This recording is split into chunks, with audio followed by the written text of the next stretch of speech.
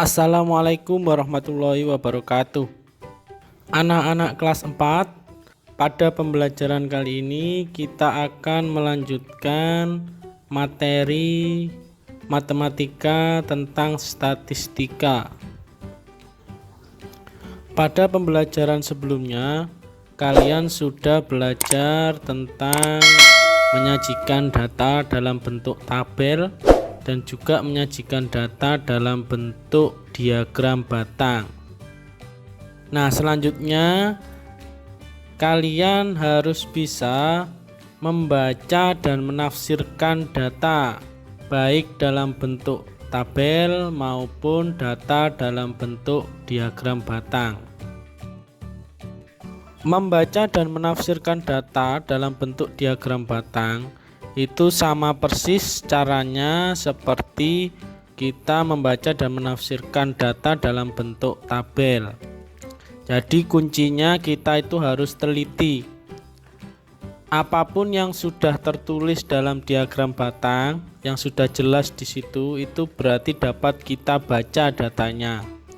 Kemudian dalam menafsirkan data kita harus mencari informasi-informasi lain yang tidak tertulis secara jelas dalam diagram batang.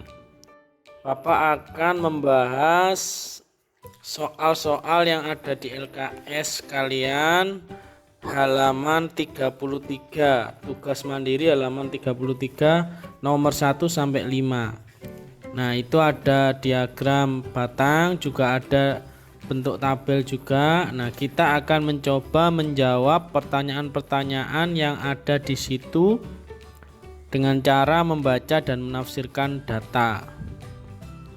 Sekarang kalian buka dulu soalnya. Kita lihat nomor 1. Diketahui data nilai harian matematika kelas 4 SD Bangsa sebagai berikut. Nilai 4 ada 3 anak, nilai 5 7 anak, nilai 6 8 anak, nilai 7 12 anak, nilai 8 6 anak, nilai 9 ada 3 anak, dan nilai 10 ada 1 anak. Dari tabel ini kita harus bisa menjawab pertanyaan-pertanyaan yang ada di bawahnya itu. Sekarang kita coba. Yang A, berapa banyak siswa kelas 4 SD Bangsa? Yang ditanyakan adalah banyak siswa kelas 4 SD Bangsa, berarti seluruhnya.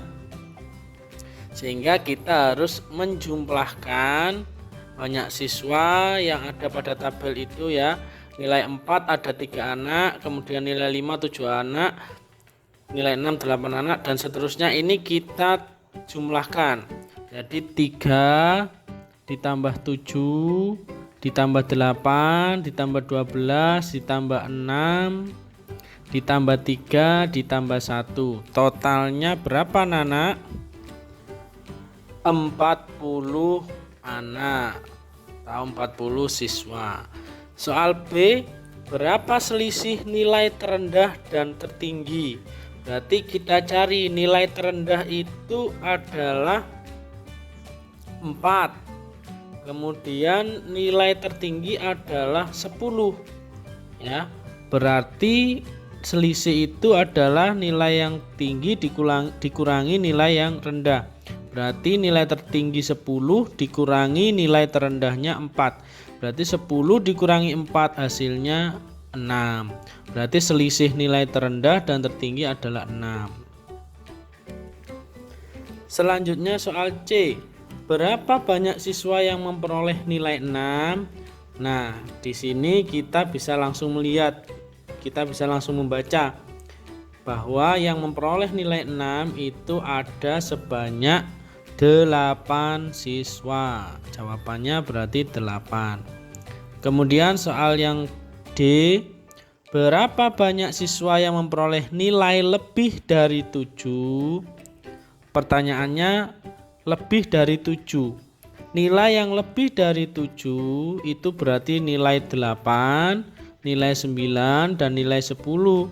Berarti harus kita hitung, kita cari, kita jumlahkan. Yang mendapat nilai 8 itu 6 anak, ditambah yang mendapat nilai 9 3 anak, ditambah yang mendapat nilai 10 1 anak. Berarti 6 tambah 3 tambah 1 totalnya adalah 10 siswa yang mendapat nilai lebih dari 7.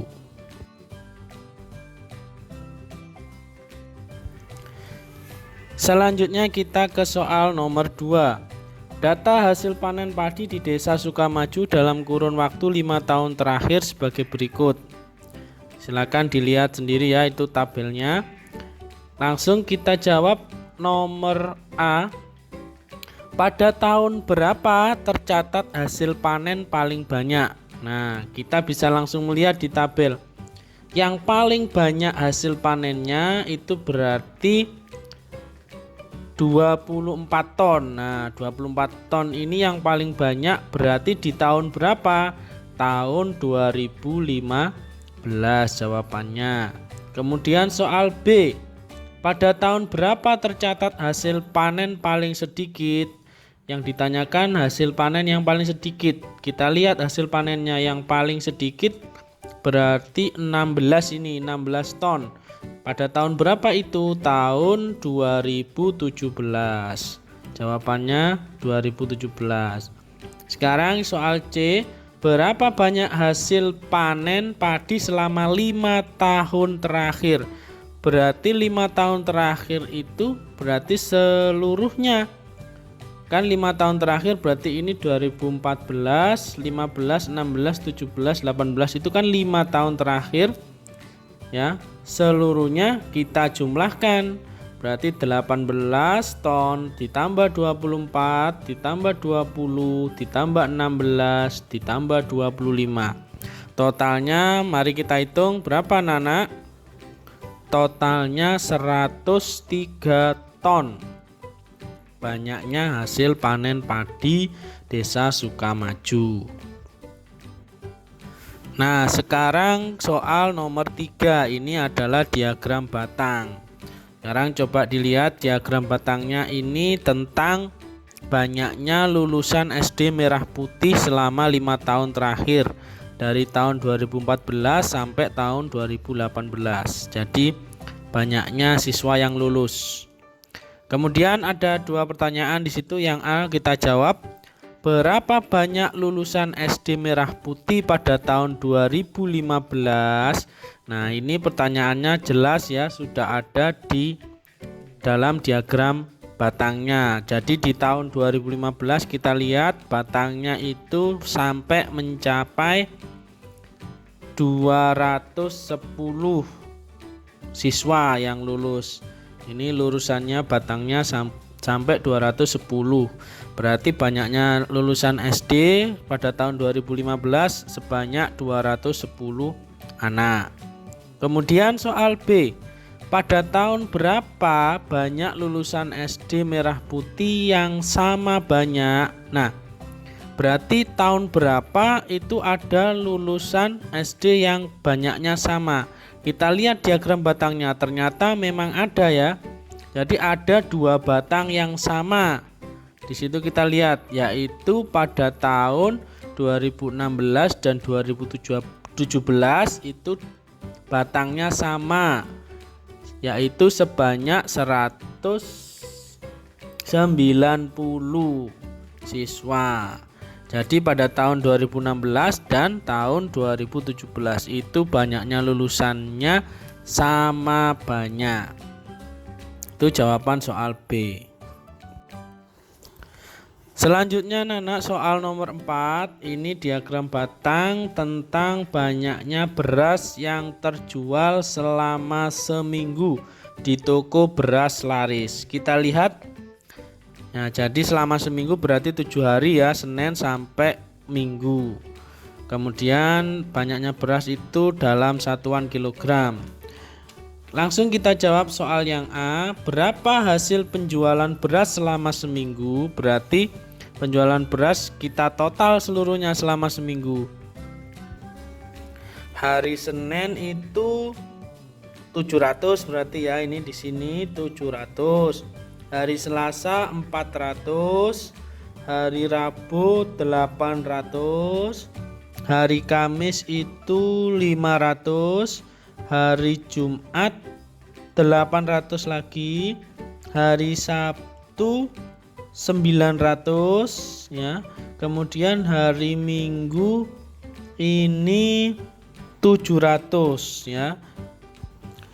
Sehingga kalau kita total seluruhnya sebanyak 4.800 ya anak-anak ya. Jadi totalnya penjualan beras selama seminggu adalah 4.800 kg. Oke, soal yang B, pada hari apakah hasil penjualan paling banyak? Berapa banyaknya? Berarti kita cari yang paling banyak, berarti batangnya yang paling tinggi, yaitu hari Sabtu ya. Hari Sabtu yaitu berapa kilogram? 900 kilogram. Jadi penjualan paling banyak adalah hari Sabtu sebanyak 900 kilogram. Kemudian soal C, pada hari apa hasil penjualan paling sedikit? Berapa banyaknya? Kita cari batang yang paling rendah, berarti hari Selasa. Jadi penjualan paling sedikit hari Selasa yaitu sebanyak 400 kg. Soal yang D, berapa selisih hasil penjualan pada hari Selasa dan hari Sabtu? Maka kita harus mencari ya, kita harus menafsirkan selisihnya. Hari Selasa itu sebanyak 400, hari Sabtu sebanyak 900. Berarti kita kurangi yang banyak dikurangi yang sedikit. 900 dikurangi 400 hasilnya 500 kg. Jadi jawabannya soal D, selisih hasil penjualan pada hari Selasa dan hari Sabtu sebanyak 500 kg. Soal yang terakhir, ini adalah data banyaknya penduduk di desa Maju Mulia ya. Jadi ini datanya di masing-masing dusun atau dukuh ya, di masing-masing dukuh. Ada 1, 2, 3, 4, ada 5 dukuh. Dukuh Sanca, Dukuh Sanga, Dukuh Sagara, Dukuh Sindur, dan Dukuh Sohar. Nah, kita jawab pertanyaannya. Soal yang A, dukuh manakah yang mempunyai penduduk paling banyak? Berapa banyak penduduknya? Berarti yang paling banyak kita cari batang yang paling tinggi. Berarti di Dukuh Segara. Jawabannya adalah penduduk yang paling banyak di Dukuh Segara dengan banyak penduduk sebanyak 165 jiwa ya. Ini lurusannya ini 165 jiwa. Kemudian soal B, dukuh mana yang mempunyai penduduk paling sedikit? Nah, kita lihat batang yang paling rendah yaitu di Dukuh Sanca ini ya. Jadi penduduk yang paling sedikit ada di Dukuh Sanca sebanyak 105 jiwa ya. Nanti lurusannya 105. Kemudian soal C, hitunglah selisih banyak penduduk di Dukuh Sanga dan Dukuh Sindur. Berarti kita hitung selisih di Dukuh Sanga itu ada berapa penduduk? Di Dukuh Sanga ada 150, sedangkan di Dukuh Sindur ada 120. Berarti selisihnya kita kurangi 150 dikurangi 120. Berarti selisihnya 30 jiwa atau 30 penduduk. Jawaban soal C. Sekarang soal yang terakhir, berapa banyak penduduk desa Maju Mulia? Berarti jumlah semuanya ya, di total. Berarti dari semua dukuh ini kita total. Dukuh Sanca 105 ditambah 150 ditambah 165 ditambah 120 ditambah 150 lagi. Jadi totalnya 690 penduduk di desa Maju Mulia. Nah anak-anak, jadi seperti itu ya dalam membaca dan menafsirkan data. Itu kuncinya kita harus teliti apa yang dimaksud dari pertanyaan-pertanyaan tentang data tersebut. Itu kita harus berusaha mencari informasi tersebut dengan melihat data, baik dalam bentuk tabel maupun diagram batang. Nah, anak-anak, sampai di sini dulu pembahasan kita kali ini. Semoga kalian dapat memahami dengan baik dan kalian harus sering-sering berlatih. Tetap semangat belajar. Sampai jumpa di video berikutnya. Wassalamualaikum warahmatullahi wabarakatuh.